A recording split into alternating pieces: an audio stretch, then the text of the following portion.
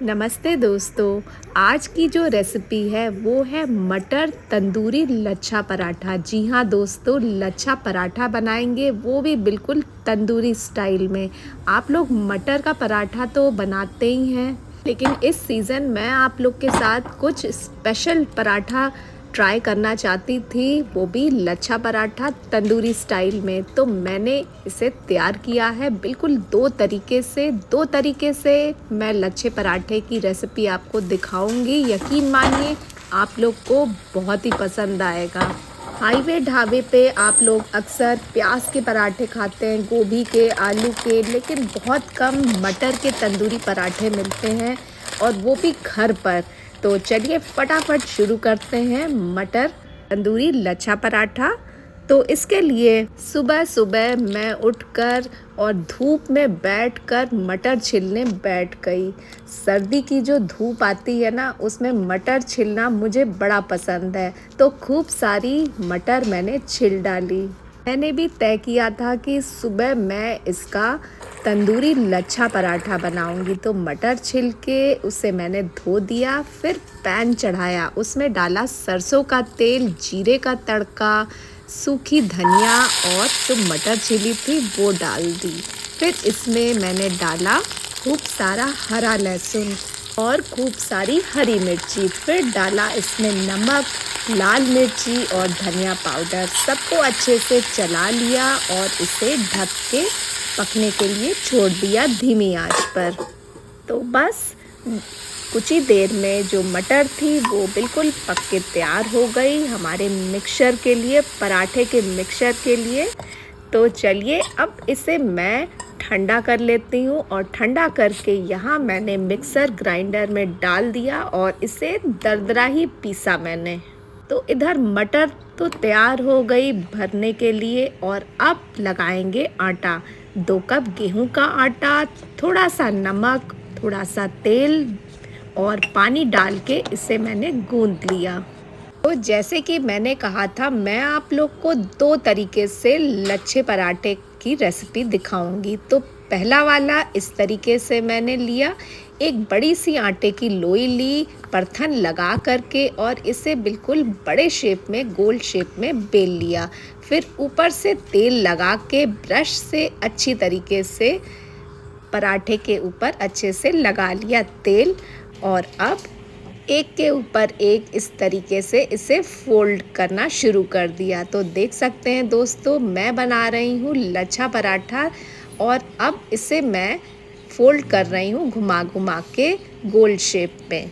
तो लच्छे पराठे की लोई तो तैयार हो गई, और इसे अब दोबारा से बेल लेंगे बिल्कुल बड़े साइज़ में। तो देख सकते हैं, और अब इसके ऊपर भी हमें लगाना है तेल। तो पराठे के ऊपर तेल लगा लीजिए अच्छी तरीके से, क्योंकि अब हमें मटर का जो मिक्सचर है इसे अच्छी तरीके से इस पे चिपका देना है। अच्छी तरीके से चिपकाइए। मैं आपको तरीका दिखा देती हूँ। एक पेपर ले लीजिए, बटर पेपर, और इसे इसके ऊपर अच्छी तरीके से चिपका दीजिए, और बेलन से और अच्छी तरीके से इसे चिपका दीजिए बेल के, ताकि जो तंदूरी लच्छा पराठा हम बनाएंगे वो बिल्कुल भी निकल के बाहर ना आए। इसलिए बेलन से मैंने इसे अच्छे से चिपका दिया है। तो अब इसे हमें पलटना है, क्योंकि हम बना रहे हैं तवे पे तंदूरी पराठा कह लीजिए या रोटी कह लीजिए।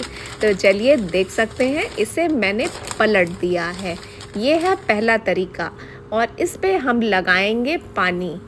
पानी इसलिए लगा रहे हैं ताकि जो हम तंदूरी पर रोटी बनाएंगे वो बिल्कुल भी तवे से बाहर ना आए, मतलब अच्छी तरीके से वो तवे पे चिपक जाए, इसलिए पानी लगाया जाता है। और जब भी पराठा इस तरीके से बनाएं, तवे को पहले अच्छे से गरम कर लें। तो देख सकते हैं दोस्तों, मैं ये दूसरा तरीका भी दिखा रही हूँ। पलट के आप इस तरीके से भी पानी लगा सकते हैं, जो आपको सही लगे उसी तरीके से आप रोटी इस तरह बना सकते हैं। तवे पे मैंने अच्छे से चिपका दिया है, ऊपर से थोड़ा सा मैंने तेल लगा दिया है। तो बहुत ही ध्यान से देखिएगा, मैं बहुत ही अच्छे तरीके से आपको दिखा रही हूँ। तवे को पलट दीजिए, और थोड़े ही देर में आपका जो तंदूरी रोटी जो मटर की वो बनके बिल्कुल तैयार हो जाएगी, बिल्कुल ढाबे स्टाइल में। और बहुत ही आसानी से ये निकल भी आती है, देख सकते हैं। मैं इसे पलटे से बहुत ही आसानी से निकाल भी ली और इसे मैं पलट के आपको दिखा दे रही हूँ। एकदम तंदूरी रोटी बनके तैयार हुई है मटर की। तो ये था पहला मटर तंदूरी लच्छा पराठा। इसे खाइए खूब सारा मक्खन लगा कर के, मज़ा ही आ जाएगा। इसे खाने में तभी मज़ा आता है जब ये तुरंत गरम गरम तवे से निकाल के और तुरंत इसे मक्खन लगा के खाया जाए, तभी इसका मज़ा आता है। तो मैं आपको एक बाइट तोड़ के भी दिखा देती हूँ, कितना ये क्रिस्पी बन के तैयार हुआ है, मैं आपको बता नहीं सकती। तो चलिए अब बनाते हैं दूसरा वाला लच्छा पराठा। तो इसके लिए भी एक बड़े साइज़ की लोई ले लीजिए आटे की और इसे भी गोल बड़े साइज़ में बेल लीजिए।